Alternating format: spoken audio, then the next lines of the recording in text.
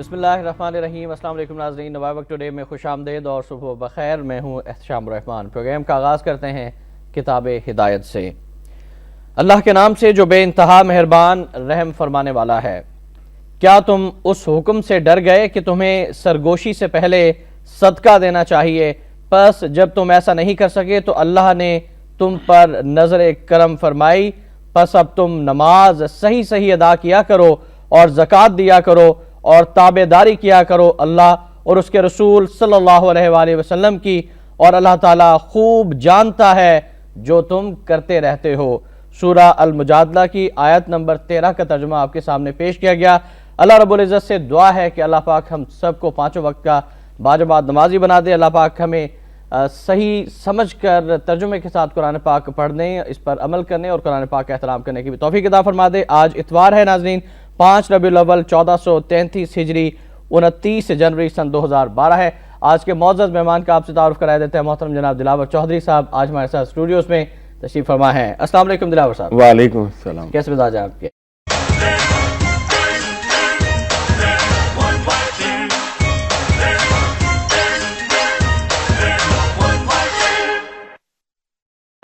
چار 4.2% ہدف حاصل کرنا مشکل ہے، مہنگائی مزید بڑھے گی۔ اسٹیٹ بینک 2011-2012 میں اوسط گرانی 12% کے قریب رہ سکتی ہے۔ پہلی سہ ماہی میں بجٹ خسارہ جی ڈی پی کا 1.2% رہا۔ بیرونی وسائل سے رقم نہ آنے اور دیگر عوامل سے بینکاری نظام پر بوجھ پڑا۔ صوبوں کی جانب والے حصے میں کمی سے مالیاتی خسارے کا ہدف مزید دشوار ہو جائے گا۔ بینکاری نظام سے حکومتی قرض گیری 736.8 ارب روپے رہی۔ ستمبر 2011 میں جاری کھاتے کا خسارہ $1 ارب سے زائد تھا۔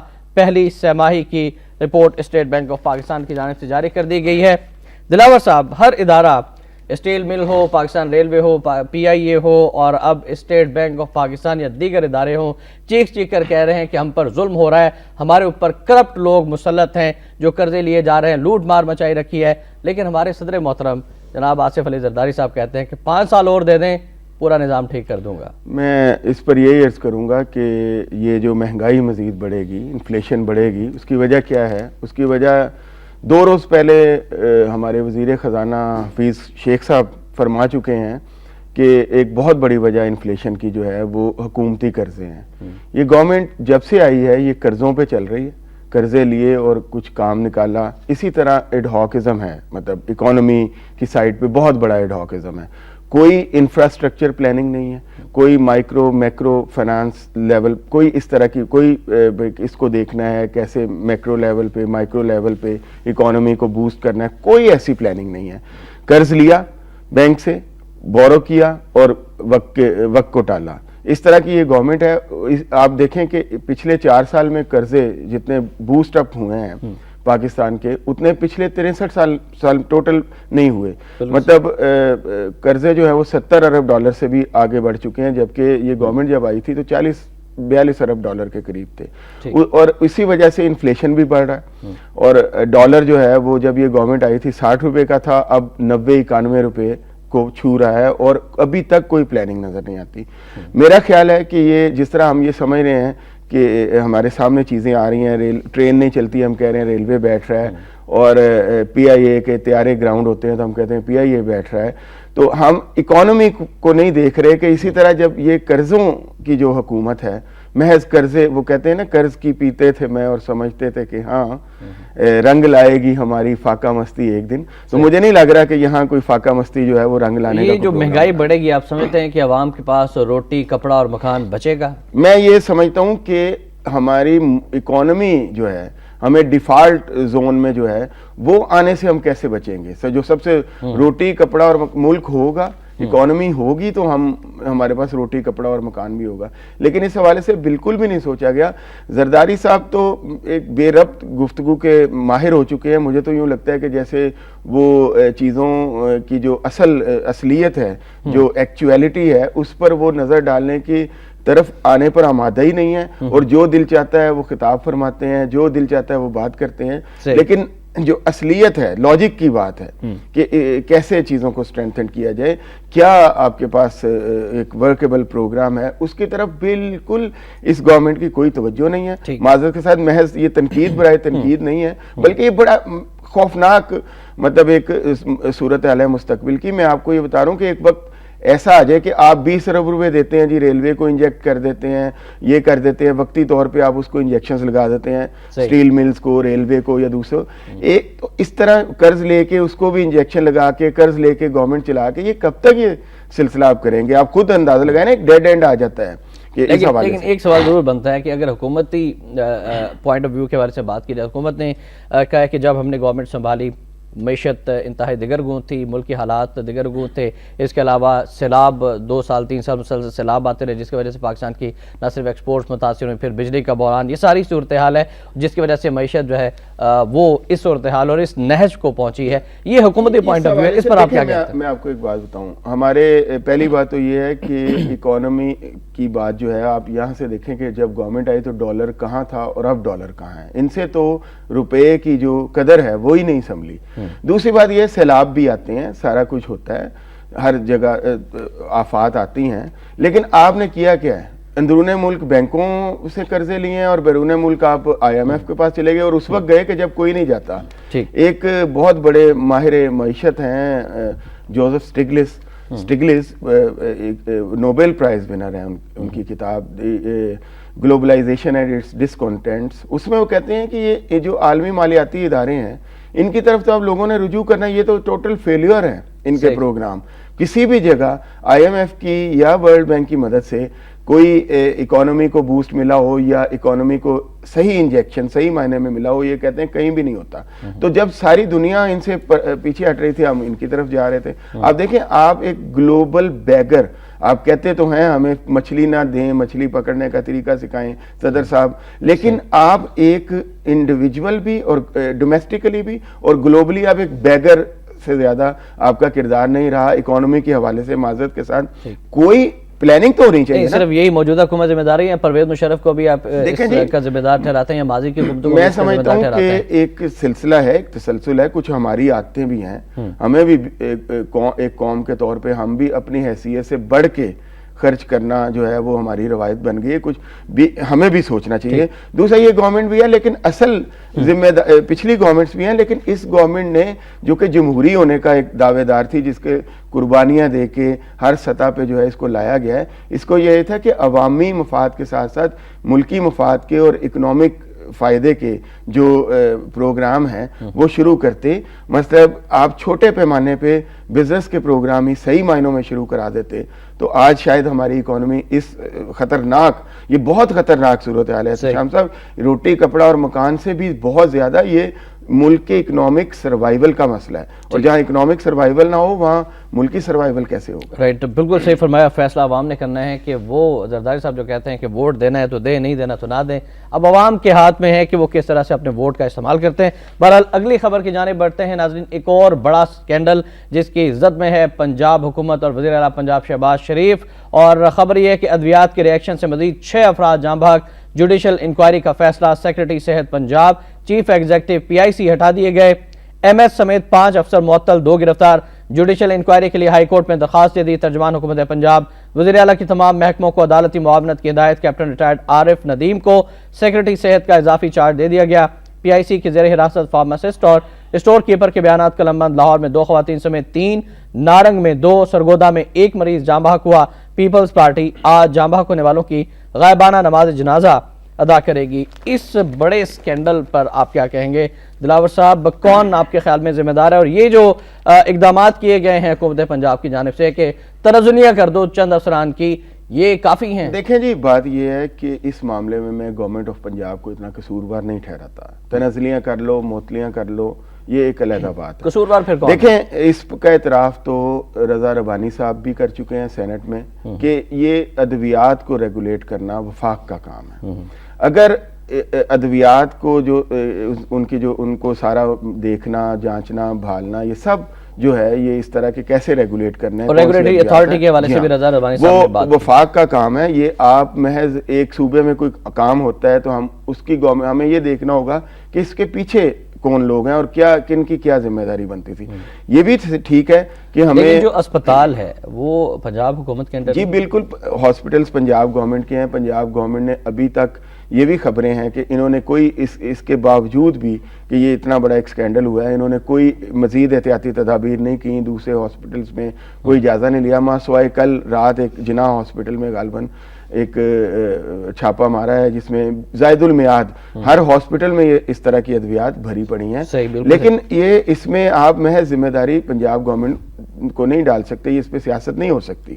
بات یہ ہے کہ ریگولیٹ کرنا کس کا فرض ہے, کس کا فرض ہے کہ وہ صوبوں کو بتائیں. ایک اور کمیشن بنے گا, پھر کمیشن کی کاروائیاں ہوتی رہیں گی, پھر ان کی کمیٹیاں بن جائیں گی, پھر سب کمیٹیاں بن جائیں گی. جنہوں نے مرنا تھا, جاں باک ہونا تھا, وہ تو بیچارے ہو گئے, ان کے لوائق ان کو ساری عمر کے لیے صدمہ مل گیا, لیکن ذمہ داری کا تعین ہمارے ملک میں پھر نہیں ہو سکے گا. احتشام صاحب, میں پنجاب گورنمنٹ کے حوالے سے یہاں یہ بات کرنا چاہوں گا کہ یہ اب جوڈیشل کمیشن بھی جو ہے وہ اتنے فروٹفل ثابت نہیں ہو رہی چیزیں. میرا خیال ہے کہ کوئی ایونٹ ہوتا ہے آپ اس پہ جو ہے پھر کام شروع کرتے ہیں. پنجاب گورنمنٹ جیسے کہ ڈینگی تھا, مجھے نہیں پتا, میں نہیں سمجھتا کہ ابھی ڈینگی کا خطرہ جو ہے وہ ٹل گیا ہے.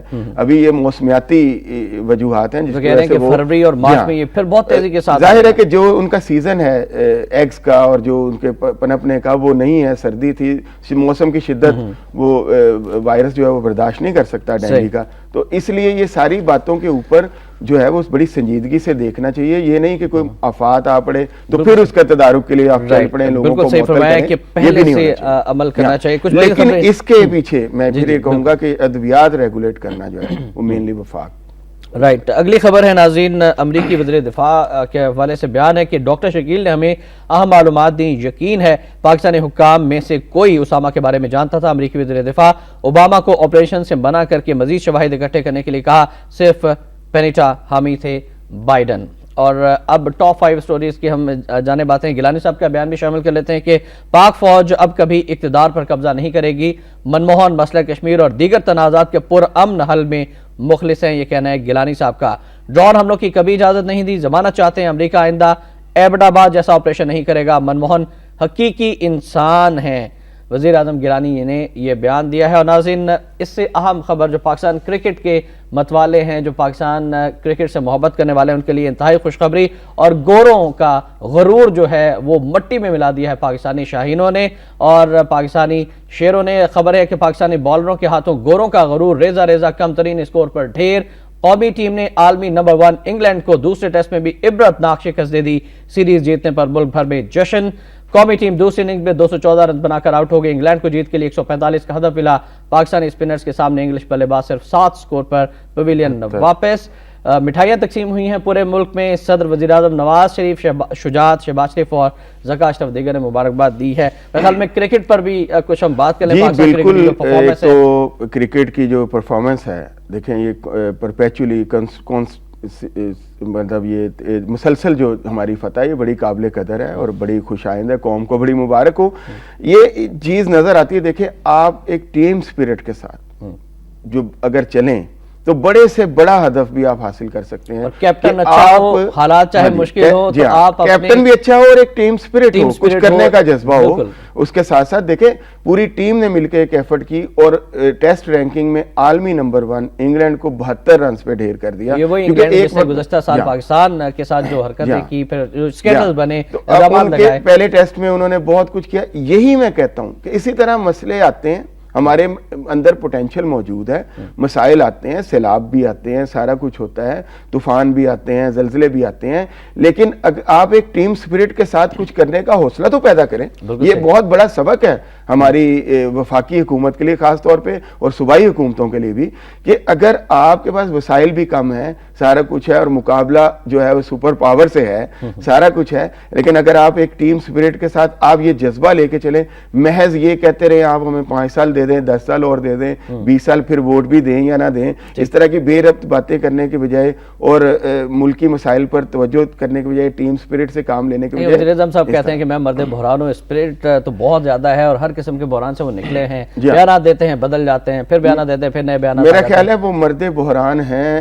ذاتیات کے حوالے سے, کہ وہ یہ مسئلہ ہوا ہے اعتزاز صاحب کو وکیل کر لیا, وہ مسئلہ ہوا ہے یہ کر لیا, لیکن ملک کے حوالے سے ابھی تک ان کی کارکردگی جو ہے وہ بڑی مایوس کن ہے. اب وہ صرف مطلب جو ہے وہ محض وہ منموہن انہیں کہہ دیتے ہیں کہ یہ مرد امن ہیں, وہ انہیں کہہ دیتے ہیں یہ حقیقی مرد ہیں. اس حوالے سے بھی وہ ملکی مفادات اور پالیسیز کو بالکل پس پشت ڈالے ہوئے ہیں. کیا کیا ہے منموہن صاحب نے ابھی تک مسئلہ کشمیر کے حل کے لیے, اور کیا کیا ہے ان سے پہلی حکومتوں نے مسئلہ کشمیر, جو گیلانی صاحب کو یہ نظر آیا ہے. صاحب مسئلہ کشمیر پر ہم مزید بھی گفتگو کریں گے, معذرت کے ساتھ انٹرپشن ہوتی ہے, آپ کو روکنا چاہیں گے ناظرین, وقت بریک کا, بریک سے واپس آئیں گے تو بات کریں گے کہ قطر میں جو طالبان کے ساتھ مذاکرات ہو رہے ہیں امریکہ کے, اس میں کیا ڈیولپمنٹ ہوئی ہیں, اور کشمیر کے مسئلے کے بارے سے جو پرائم منسٹر نے بیان دیا ہے اس کے کیا اثرات ہو سکتے ہیں. آپ ہمارے ساتھ رہیے گا.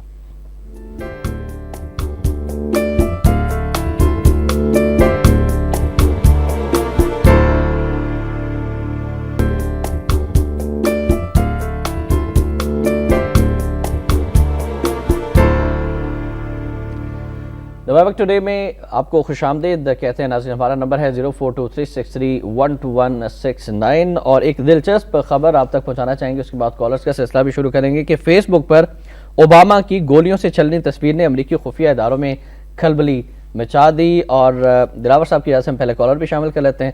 السلام علیکم جی, مقصود صاحب ہیں ہمارے ساتھ فورٹ عباس سے. جی وعلیکم السلام احتشام صاحب. سر میں ایک بڑے ہی اہم مسئلے کی جانب جناب آپ کی توجہ دلانا چاہتا ہوں, جو ہمارے لیے بہت مہلک ہوتا جا رہا ہے جناب. جی فرمائیے گا پلیز. موضوع سے مل کر ہٹ کے ہے سر. گزارش یہ ہے کہ مجھے چند سال قصور میں گزارنے کا اتفاق ہوا ہے. وہاں پہ جو ٹینریج کے پانی نے تباہی مچائی, بالکل اسی صورتحال کا جناب ہم سامنا کرنے جا رہے ہیں. ہمارے شہر سے 1 کلومیٹر کے باہر ہرون آباد فورٹ عباس روڈ پر جناب ایک گتا فیکٹری ہے. اس کا پانی جناب بالکل سڑک کے ساتھ ساتھ باہر سیوریج میں نہیں جا رہا. 7 لڑکوں کا ڈگری کالج ہے, ایک درس ہے, وہاں سے ہم گزرتے ہیں, بدبو جناب شہر تک آ رہی ہے. کوئی ارباب اختیار بے حس و حرکت ہو چکے ہیں, کوئی کان نہیں ڈر رہا جناب. ٹھیک مقصود صاحب, تھینک یو ویری مچ. اس پلیٹ فارم اور آپ کی کال کے توسط سے یہ میسج آپ کا پہنچ گیا ہوگا. ہم رشید غوری صاحب کی کال بھی شامل کرنا چاہیں گے کراچی سے. السلام علیکم جی. وعلیکم السلام, میں عبدالرشید غوری کراچی سے بول رہا ہوں. فرمائیے گا. عرض یہ ہے کہ ہماری عوام کو اور ہمیں سب کو یہ شکایت تھی کہ سیاستداں اور حکمراں سچ نہیں بولتے ہیں, لیکن اس خیال کو رد کرتے ہوئے وزیر اعظم نے غیر ملکی میڈیا کو یہ بیان دیا اور سچ بولا کہ جمہوری حکومت ڈرون حملوں کی حمایت نہیں کرتی ہے. تھینک یو ویری مچ. رشید غوری صاحب سے حکمران سچ نہیں بولتے. مقصود عباس صاحب نے جو عوامی نوعیت کا ایک مسئلہ ہے کہ جو فیکٹریوں کا آلودہ پانی ہے وہ گلی محلوں میں آ جاتا ہے, اس پر آپ کیا کہیں گے؟ میں وہی عرض کروں گا کہ ایک پلاننگ نہیں ہے. یوں لگتا ہے کہ جیسے محکمے ہیں ہی نہیں اس ملک میں, سب کچھ سو گیا ہے. تو ان چیزوں کو جگانے کی ضرورت ہے. یہ سارے مسائل ضروری نہیں کہ کوئی آفت جو آ کے پڑے اور پھر میڈیا اس کو اچھالے اور پھر ہم اس پر توجہ دیں. پنجاب گورنمنٹ کے لیے بھی خاص طور پہ, اور وفاق کے لیے تو خیر انہوں نے تو سچ بول ہی دیا ہے کہ ہم حمایت نہیں کرتے, بس مطلب خاموش رہتے ہیں. لیکن تو میرا مطلب ہے کہ یہ ان کو خاموش رہنا بھی تو ایک جرم ہے. نہیں, میں خاموش بھی ود ان کوٹس کہہ رہا ہوں کہ حمایت نہیں کرتے, خاموش رہتے ہیں اور صرف بیانات دیتے ہیں. دیکھیں نا, دوسری طرف سے بھی یہ بات آتی ہے کہ جناب ہمارے حکمرانوں نے کہا ہوا ہے پاکستانی کہ آپ حملے کریں, ہم صرف آواز اٹھائیں گے, شور مچائیں گے, پارلیمنٹ میں بولیں گے, میڈیا سے بات کریں گے اور آپ حملے کرتے رہیں. یہ بھی کہتے ہیں کہ جیسا آپریشن بھی نہیں ہوگا. گیلانی صاحب نے یہ کہا. دوسری جانب امریکی وزیر دفاع کہتے ہیں یقین ہے پاکستانی حکام میں سے کوئی اسامہ کے بارے میں ضرور جانتا تھا. پھر وہ جو ڈاکٹر شکیل ہیں جنہیں غدار کہا جا رہا ہے پاکستان کے اندر, وہ کہتے ہیں کہ ریمنڈ ڈیوس کی طرح انہیں بھی ہمارے حوالے کر دو. ڈاکٹر شکیل تو ہمیشہ ایک متنازع شخصیت رہے ہیں. اس پہ بی بی سی کے حوالے سے بھی بڑی اچھی جو ہے وہ ان کی ذات کے حوالے سے جو ہے اٹھاتی ہیں باتیں. بی بی سی کے تبصرے بھی موجود ہیں, سارا کچھ. میں بی بی سی کی بات اس لیے کہہ رہا ہوں کہ انٹرنیشنل میڈیا بھی بتاتا ہے کہ وہ کس طرح امریکنز کے ساتھ جو ہے وہ کرتے رہے ہیں کوآپریشن. جہاں تک یہ پنیٹا کی بات ہے, اس کو بھی بہرحال میں اس کو کلین چٹ نہیں دے سکتا. ان کے اپنے نائب صدر فرما رہے ہیں کہ میں نے کہا تھا اوباما کو کہ آپ مزید شواہد, اس کا مطلب آپ کے پاس شواہد کم تھے. کہ وہاں اسامہ موجود ہے. جو پیش کیے گئے تھے CIA ہیڈ تھے اس وقت بنیٹا, اور CIA ہیڈ کے طور پہ انہوں نے جو شواہد سامنے رکھے تھے وہ کم تھے, اور اس کے باوجود آپریشن کیا گیا, اور ابھی تک کوئی شواہد وہ سامنے نہیں لائے جا سکے کہ کوئی ایسی فوٹیج یا کوئی ایسی تصاویر جس سے پتہ چلے کہ واقعی وہاں پہ اسامہ جو تھے وہ موجود تھے. رائٹ سر, اس سلسلے میں اپنا بعد کمیشن کی تحقیقات بھی جاری ہیں جیسے ریٹائرڈ جاوید اقبال صاحب کی سربراہی میں, لیکن کچھ کالر لے لیں پھر اس پر بھی بات کرتے ہیں. مسز جاوید صاحبہ ہیں راول پنڈی سے. جی السلام علیکم. احتشام بھائی, میں یہ کہوں گی کہ ادویات کی جو بات ہو رہی ہے اس میں ہم کبھی بلیم کرتے, دونوں حکومتیں ایکول اس میں غلط ہیں کہ صوبائی حکومت بھی اور وفاقی حکومت بھی, کہ ایسی عجیب و غریب چیزیں پہلے تو کبھی سننے میں نہیں آئی تھی کہ دوائیں زہریلی بن گئی ہیں یا ڈینگی آ گیا ہے یا سیلاب سے مر گئے لوگ. تو جو ان کی حکومتوں میں ہو رہا ہے, ان دونوں حکومتوں کا ایک ہی ایجنڈا ہے. جب یہ پاور میں آتے ہیں تو بھی یہی کچھ ہوتا ہے, جب زرداری اور بھٹو پارٹی آتی تو بھی یہی. جب ایجنڈا ہے. Thank you very much Mrs Javed صاحبہ, آپ کی کال ہم نے شامل کی, دونوں حکومتیں ایک جیسی ہیں. ایک اور کالر بھی شامل کر لیتے ہیں. جی السلام علیکم. جی کون صاحب کہاں سے ہیں؟ یاسین بوڑھے والا سے بول رہا ہوں سر. پہلی بات تو یہ بوڑھے والا میں آپ کا چینل نہیں آ رہا, 1 ماہ ہو گیا. رائٹ ٹھیک ہے. اچھا, یہ آپ کے نمائندے کو کہیں. دوسری بات ہے کہ 4 سال گزر گئے ہیں, ان کی آپس میں لڑائی ہے. اب بجلی دیکھ لیں, گیس دیکھ لیں. بجلی کا تو ایسا کیا ہے, کبھی جمعے والے دن میں بجلی سے نماز کا ٹائم ہوتا نا, فجر کا ٹائم, لوگوں نے صبح اٹھ کے نماز پڑھنی ہوتی ہے, ان کو یہ بھی نہیں پتہ. ٹھیک ہے. رائٹ, تھینک یو ویری مچ یاسین صاحب. یاسین صاحب اور مسز جاوید صاحبہ دونوں کا یہ کہنا ہے کہ عوام کے مسائل حل نہیں ہو رہے. دونوں حکومتوں کا, چاہے پنجاب حکومت ہو وفاقی حکومت ہو, ایک ہی ایجنڈا ہے. دیکھیں جی, محض جذباتی باتیں کر کے تو ہم مسائل حل نہیں کر سکتے نا. دونوں کا مطلب جو قصوروار جہاں جہاں ہے اس کو وہاں پن پوائنٹ کرنا پڑے گا. ٹھیک کہ جی اس معاملے میں دونوں قصوروار ہیں, دونوں کا ایک ایجنڈا ہے. دیکھیں ہمیں چیزوں کو دیکھنا پڑے گا. عوام جو ہیں, کبھی کہا جاتا ہے سپریم کورٹ اس پہ از خود نوٹس لے لے, کبھی کچھ کہا جاتا ہے. یہ جو عوام دیکھیں ہمارے دین میں بھی, اور اصل جمہوریت جو کہ ہمارا دین سے جو ظاہر بھی ہوتی ہے, جو کہ اصل جمہوریت ہے, اس میں محتسب کا کردار عوام ادا کرتے ہیں. صحیح, نہ کوئی کورٹ کرتی ہے نہ کوئی ادارہ. آپ ایک اچھے محتسب کے طور پہ اگر آپ خود سامنے نہیں آئیں گے, میں ہر بار یہ عرض کرتا ہوں اس مرتبہ بھی, کہ ہم ایک سائٹ پہ بیٹھ کے یوں کرتے ہیں کہ یہ مسئلہ ہے وہ حل کر دے, وہ مسئلہ ہے وہ حل کر دے. گورنمنٹ خود جو ہے وہ پرپیچویٹ ہو جائیں, پرپیچولی جو آپ کو ڈیلیور کرنا شروع کر دیں, اور آپ کو کچھ نہ کرنا پڑے. آپ وہی مطلب آپ اپنا فرض جو ہے وہ اچھی طرح ادا نہ کریں, باقی سب لوگ کریں. یہ کیسے ہو سکتا ہے؟ ایک سٹرکچر جو ہے اس میں ہر ایک کا جو کمپوننٹ ہے اس کو اپنا اپنا کام کرنا پڑے گا, اور ہر سٹرکچر کی فاؤنڈیشن عوام ہے. عوام کو اگر وہ اپنے یہ سارے معاملات کو جو ہے اس میں ایک محتسب کا کردار ادا نہیں کریں گے, محض جذباتی رویہ ہی ہوگا کہ جی ان کا یہ ایجنڈا ہے. دیکھیں آپ اس کو اینالائز کریں کہ کون کیا کر رہا ہے, جو پھر اس کو بڑا غیر جذباتی ہو کے اینالائز کریں, اور پھر جو ریزلٹس آئیں اس کے مطابق جو ہے بڑی نیک نیتی سے اپنے ووٹ کا حق استعمال کریں, اپنی آواز کو بلند کریں. بالکل صحیح فرمایا کہ اپنے ووٹ کا صحیح استعمال کریں اور اپنی آواز بلند کریں, اپنے اندر اتحاد پیدا کریں. عبداللہ صاحب ہیں ہمارے ساتھ پاک پتن سے. السلام علیکم. جی وعلیکم السلام. اسلام بھائی کیا حال ہے آپ کا؟ ٹھیک ہے الحمدللہ. جی فرمائیے گا. جی میں اب میری ذرا بات تھوڑی سی سن لیں. جی جی. اصل میں بات یہ کہ اصل میں ہمارا خود عوام کا سب سے زیادہ قصور ہے, اس لیے کہ ہمارے ساتھ کوئی ظلم ہوتا ہے تو ہم اس کو برداشت کرتے ہیں. جیسے ابھی پوری دنیا میں پیٹرول سستا ہوا ہے اور یہ کہہ رہے ہیں ہم 5 روپے مہنگا کر رہے ہیں 1 فروری سے, ٹھیک ہے جی. تو یہ دیکھیں ابھی کسی نے کوئی آواز نہیں اٹھانی ان کے خلاف. جب یہ کوئی غلط کام کرتے ہو تو ہم اس کو پہلے ایکسیپٹ کر لیتے ہیں, بعد میں کہتے ہیں یہ جی غلط کر رہے ہیں. ہمیں چاہیے اپنے رویے بدلنے, ٹھیک ہے, پہلے ہم اپنے آپ کو بدلیں تاکہ ہم ان کے گریبان پکڑ سکیں. ہمیں نظر آ رہا ہے بجلی میں بھی کرپشن ہے, یہ رینٹر پاور میں, ریلوے میں, ہر جگہ ان کی کرپشن ہے. بالکل صحیح فرمایا آپ نے عبداللہ صاحب. تھینک یو ویری مچ کہ ہمیں اپنے اندر بھی تبدیلی پیدا کرنی چاہیے. مصطفیٰ صاحب کی کال شامل کرنا چاہیں گے, لاہور سے ہمارے ساتھ ہیں. السلام علیکم. وعلیکم السلام. جی اب تو یہ ہے کہ جو قلم ہے ان کی سیاہی بھی سوکھ گئی ہے اور آنسو بھی, کہ کس کس چیز کا آدمی تذکرہ کرے, رونا کرے یا کم شکایت کرے. لیکن میں آپ کے شہباز شریف صاحب کو یاد دلانا چاہتا ہوں کہ موسم بدل رہا ہے اور یہ پھر مچھروں کا سیزن شروع ہونے والا ہے. ابھی یہ جو دوائیوں کا مسئلہ ہوا, پہلے ڈینگی پھر ڈینگی کا جو سیزن ہے آنے والا ہے وہ اب ایک ڈیڈیکیٹڈ منسٹر لائیں اور اپنی جو بھی وجہ ہے ان کی ایروگنس ہے یا اوور کانفیڈنس ہے اس کو چھوڑیں. اب ایک منسٹر ہیلتھ لائیں, لوگوں کے ایشوز دیکھیں. اب دوسری بات یہ ہے کہ یہ دیکھیے جتنے بڑے جلسے ہو رہے ہیں اتنی بڑی پرابلمز آپ کی بڑھتی جا رہی ہیں. مہنگائی ہو, کوئی بھی چیز ہو, سی این جی ہو, گیس, یہ اس لیے ہو رہا ہے کہ یہ بڑے جلسے جو کر رہے ہیں اپوزیشن والے وہ متحد نہیں ہیں, وہ ڈس یونائٹڈ ہیں. بالکل صحیح. تھینک یو ویری مچ سر. وقت کی کچھ کمی ہے اس وجہ سے کیا کہیں گے؟ میں کرتا رہا ہوں اس حوالے سے. ڈینگی پہ ہم نے بات کر لی چونکہ وقت کی تھوڑی کمی ہے.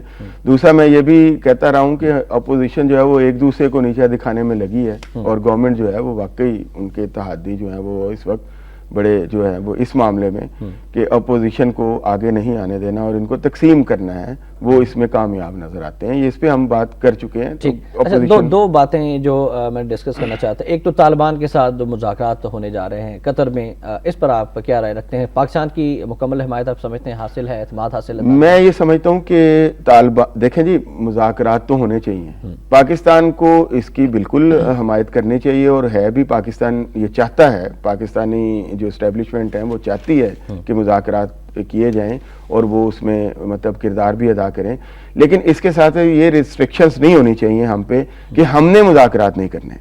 ہم اپنے جو مقامی لوگ ہیں جو طالبان ہیں کہلواتے تھے, تحریک طالبان کے لوگ ہیں یا جو بھی ہے, ان کے ساتھ بھی ہمیں جو ہے وہ کوئی پریشر نہیں لینا چاہیے اس کے ساتھ ساتھ, کیونکہ ہم نے افغانستان میں تو امن کرنا ہے, ہم چاہتے ہیں, لیکن اس کے ساتھ ساتھ ہمیں اپنے ملک میں بھی تو امن کی بڑی اشد ضرورت ہے. تو اس پر کوئی امریکنز اس پہ اعتراض کرتے ہیں اور یہاں پہ ہمارا جو ہے آرم ٹوسٹ کرتے ہیں. یہ پنیٹا کا بیان بھی اسی سلسلے کی کڑی ہے کہ ہم جو ہے وہ بلا چوں چرا جو ہے وہ ان کے کام پہ لگ جائیں, اپنا کام چھوڑ دیں. آگے 10 سال میں ہم نے جو ہے وہ دہشت گردی کے خلاف یہ جو سو کالڈ جنگ ہے اس میں کیا کمایا ہے, اب ہمیں اپنا آپ کو بھی دیکھنا چاہیے. بالکل صحیح. ایک خبر اور اس کے بعد ہم کالم کی جانب جاتے ہیں کہ ڈاکٹر عاصم کا بیان غیر قانونی ہے. چانڈیو سینٹ تیل مہنگا کرنے کے قبل از وقت اعلان پر اپوزیشن کا شدید احتجاج. وزیر پیٹرولیم سے وضاحت مانگی جائے. نیئر بخاری صاحب, پیٹرولیم مصنوعات میں تیل کی قیمت میں 1 روپے نہیں 2 روپے نہیں بلکہ 5 سے 6 روپے کی اضافے کی بات کی جا رہی ہے, اس پر آپ کیا کہیں؟ دیکھیں پہلی بات تو یہ ہے کہ ڈاکٹر عاصم سے وضاحت نہ مانگی جائے, انہیں برطرف کیا جانا چاہیے. لیکن یہ روایت موجودہ حکومت میں نہیں ہے معذرت کے ساتھ. جی ہاں, آپ ذخیرہ اندوزی کروا رہے ہیں لوگوں سے اور لوگوں کے لیے پرابلمز کریٹ کر رہے ہیں. یہ جو اسٹیٹ سیکرٹس ہیں یہ ان کے امین ہوتے ہیں, حلف لیتے ہیں اسے. دوسری بات وہی والی بات ہے کہ جب آپ قرض پہ حکومتیں چلاتے رہیں گے, کسی کی سنیں گے نہیں, کوئی انفراسٹرکچر نہیں ہوگا, ساری دنیا میں تیل سستا ہوگا. ابھی کل پرسوں رات ہی کی رپورٹ ہے جو لاسٹ ٹریڈ ہوا ہے اس میں وہ کئی سینٹ کم ہوا ہے تیل کی جو عالمی قیمت ہے, لیکن ہمارے یہاں پھر اضافے کی باتیں ہو رہی ہیں. مطلب یہ سارا جو ہے ایل پلاننگ کو ظاہر کرتی ہے بات, اور یہ اسی وجہ سے یہ سوشل فیبرکس جو ہیں ادھرتے نظر آتے ہیں کہ مسائل پڑے ہوتے ہیں اور ہم توجہ نہیں دے رہے, کیونکہ ہم کسی کے خلاف کوئی نہ ایکشن لے رہے ہیں, نہ کوئی کام کر رہے ہیں, نہ کوئی اپنا احتساب کر رہے ہیں. بالکل صحیح. اور فضل الرحمان صاحب کا بیان ہے کہ زرداری صاحب کو مزید 1 سال دیا تو جو کچھ ہے وہ بھی نہیں رہے گا. اس پر بھی ضرور غور کیجیے گا. بڑھتے ہیں آج کے نواب کالم کی جانب.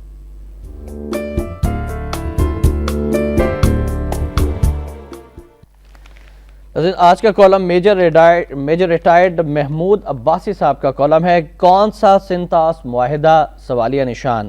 12 جنوری سن 2012 کو ٹیلی ویژن چینل پر ایک خبر کی پٹی چلی. سنتاس معاہدے کی ایک اور خلاف ورزی. بھارت نے دریائے سندھ پر مزید 7 پن بجلی گھر بنانا شروع کر دیے جن کی بلندی 106 میٹر ہوگی.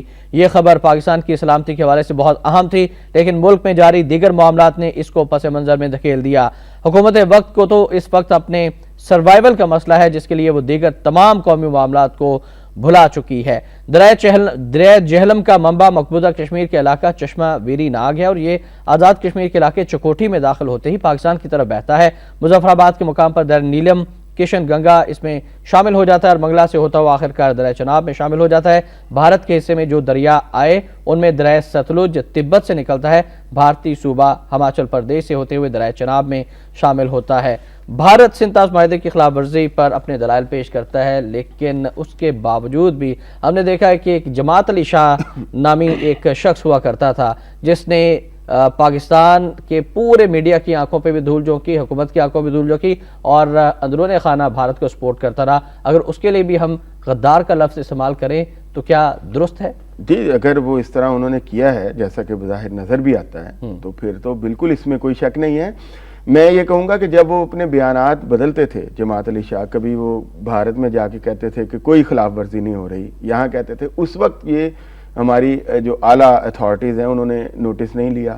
اب سننے میں آ رہا ہے کہ وہ کینیڈا جا چکے ہیں, ECL پر نام ہونے کے باوجود اس پر بھی کوئی نوٹس نہیں لیا. میرا خیال ہے یہ جو گیلانی صاحب نے فرمایا ہے کہ منموہن حقیقی انسان ہے, وہ شاید اس لیے فرمایا ہے کہ وہ حقیقی انسان ہے, وہ حقیقت میں ڈاکہ ڈال رہے ہیں ہمارے پانی پر بھی, اور جو کشمیر ہے اس پر بھی وہ غاصبانہ قبضہ کیے ہوئے ہیں. لیکن حکومت کو اس طرف کوئی توجہ نہیں دی جا رہی اور بھارت کو کھلی چھٹی دی ہوئی ہے, اور آپ سمجھتے ہیں کہ کشمیر کا مسئلہ اور پھر پانی کا مسئلہ انتہائی اہمیت کا حامل ہے. احتشام صاحب, کالم میں جو ذکر کیا کہ گورنمنٹ کو اپنی سروائیول کا مسئلہ ہے, گورنمنٹ کو کس نے کہا ہے کہ وہ اس کو, سارے ادارے یہ جو ہے فردن کیٹیگوریکلی جو ہے یہ یقین دہانی کرا چکے ہیں کہ ہمیں کوئی گورنمنٹ کو ٹیک اوور نہیں ہو رہا, کوئی کچھ نہیں ہے, یہ خام خواہ کا شور ہے.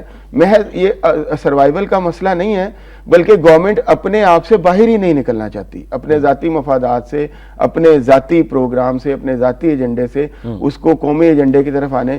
اور یہ بڑا ایک افسوسناک پہلو ہے یہ جو پانی کا مسئلہ ہے. یہ عالمی عدالت میں معاملہ ضرور ہے لیکن یہ سست روی کا شکار ہے. اب پاکستان کو کیا کرنا ہے؟ اگر آپ اپنے دیکھیں نا, جیسے جماعت علی شاہ کی مثال دی آپ نے, جب آپ کی پلاننگز ایسی ہوں گی تو عالمی عدالت کیا کرے گی؟ میرا مطلب ہے اس کے اوپر تو بڑا, جتنا یہ ہمارا پانی جو ہے اس پر بہت بڑی ڈکیتی ہے, اور یہ آنے والے دنوں میں اس کے اثرات جو ہیں یہ بڑے نمایاں ہو کے ظاہر بہت بڑی اور عالمی جنگ کا پیشنما بھی ثابت ہو سکتا ہے. دیکھیں یہ ہمارے ملک کو بنجر اور ریگستان بنانے کی بھی ایک سازش ہے, اور ہمارا جو ہے وہ حق چھینا جا رہا ہے. جب کسی کا حق چھینا جا رہا ہو تو اس کو کیا کرنا چاہیے؟ جو کرنا چاہیے وہی کرنا چاہیے. پھر اس بارے میں مجید نظامی صاحب کے بیانات واضح ہیں کہ ایٹم بم ہم نے جو ہے وہ شو کیس میں یا رکھنے کے لیے نہیں بنا, بلکہ استعمال بھی ہمیں بڑا صحیح بیانات ہیں کہ ایٹمی قوت ہوتے ہوئے بھی اگر کوئی ہمارا حق چھین رہا ہے تو اس کا مطلب ہے کمی کہیں ہمارے اندر ہی ہے, ہماری پالیسیز. بالکل صحیح, اور اس پر ہماری حکومت کو ضرور نوٹس لینا چاہیے. ناظرین, بڑھتے ہیں آج کے نواب وقت اداری کی جانب. ناظرین, آج کا نواب وقت اداری ہے کہ سیاسی مذہبی جماعتوں کا نیٹو سپلائی بزور بند رکھنے کا عزم, حکومت بھی اصولی موقف پر ڈٹی رہے, امریکی جنگ سے مکمل علیحدگی کی سبیل کی جائے. صرف آخری لائنز ڈسکس کرنا چاہوں گا کہ پاکستان میں امن کے مکمل قیام کے لیے جہاں امریکہ کی جنگ سے علیحدگی ضروری ہے, وہیں عسکریت پسندوں سے اور عسکری پسندوں سے حکومت کو غیر مشروط مذاکرات کر کے انہیں قومی دھارے میں شامل کرنا بھی حکومت کی ہی ذمہ داری. اسی میں پاکستان کی بقا اور سلامتی مضمر ہے. اس حوالے سے مختصر رائے, اس کے بعد پھر میں تو اس پر یہی عرض کروں گا جو پہلے بھی کر چکا ہوں کہ ہمیں جو سٹانس ہے اس کو واضح کرنا چاہیے. باتیں سننے میں آ رہی ہیں کہ ہم کوئی ایسا پروگرام بنا رہے ہیں کہ سپلائی بحال ہو جائے, اور یہ وہ, میرا خیال ہے اب ہمیں اس سے بالکل جان چھڑا لینی چاہیے اس ساری جنگ سے. اور یہ جو ہمارے فضائی روٹس استعمال ہو رہے ہیں سپلائی کے لیے, اس کو بھی جو وہ فرماتے ہیں امریکن ہمیں کوئی فرق نہیں پڑا, ہم اس طرح پاکستان نے جو بند کی ہے سپلائی, کیونکہ وہ ہم نے اس کو اپنے فضائی روٹس جو ہیں وہ مہیا کیے ہوئے ہیں. یہ اب اس پر بڑا اسٹرکٹ جو ہے وہ سٹانس لینے کی ضرورت ہے, لیکن اگر کوئی حکومت ہے تو لے گی, ورنہ تو پھر افسوس. رائٹ, بالکل صحیح. اور اب عوام کو دیکھنا ہے کہ عوام جو ہے بزور طاقت جو ہے وہ اس چیز کو روکنے کی صلاحیت بھی رکھتے ہیں. سر, تھینک یو ویری مچ. دلاور صاحب آپ تشریف لائے, بہت اہم موضوعات پر آج بات ہوئی. اور آخر میں ناظرین فرمانے قائد اعظم رحمۃ اللہ شامل کرنا چاہیں گے کہ پاکستان اسی دن وجود میں آ گیا تھا جب ہندوستان میں پہلا ہندو مسلمان ہوا تھا. یہ اس زمانے کی بات ہے جب یہاں مسلمانوں کی حکومت بھی قائم نہیں ہوئی تھی. مسلم یونیورسٹی علی گڑھ سن 1944 کو قائد کا یہ پیغام, قائد کا یہ میسج ہے, اس پر ہمیں ضرور غور بھی کرنا چاہیے. اور ناظرین, اس دعا کے ساتھ کہ اللہ تعالیٰ ہمارے ملک کو ہر قسم کی پریشانیوں سے, مشکلات سے محفوظ رکھے. احتشام الرحمان کو نواب وقت ٹوڈے سے اجازت دیجیے. اللہ حافظ.